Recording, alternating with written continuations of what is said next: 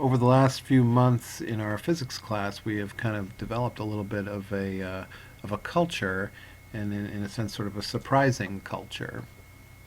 A few months back, I created a simple table, much like this one, and I asked my students to add something to the table before the day was over. And this was a little bit of an effort to just kind of prevent the time from simply running out without any sort of reflecting back on a day's lab investigation. So now, having done something like this half a dozen times or so, my students are pretty well trained about uh, starting an investigation, exploring their station, their equipment, and getting to understand the phenomenon, and then coming to the board before the day is out and adding in some comment about something they learned. And so today, I had them share one quote unquote awesome insight, and you can see the results in front of you. What you can't really see, of course, is the sort of affect they had as they went to the board to share their thoughts.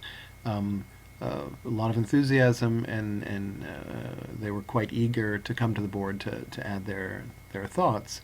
And it may not be surprising to a physics teacher that as electric current increases, so does the magnetic field in a very direct ratio for a solenoid. That was big news to this particular team, and they were pretty excited that in basically half a class period they were able to demonstrate that very easily and very obviously. They'll need to go back and collect a little bit better data and organize it more and so forth, but they have a pretty clear understanding of what the relationship is right away. In the end, I think the most important thing that has happened is that students have become somewhat more self-reflective, somewhat more self-aware. They are self-assessing, trying to figure out what to add to these tables, and I think there's a level of meta-cognition that is small but meaningful, and it pays off for them because the next time they come together, they have a base from which they're operating from, and they don't have to sort of recreate in their minds exactly what they did the other day.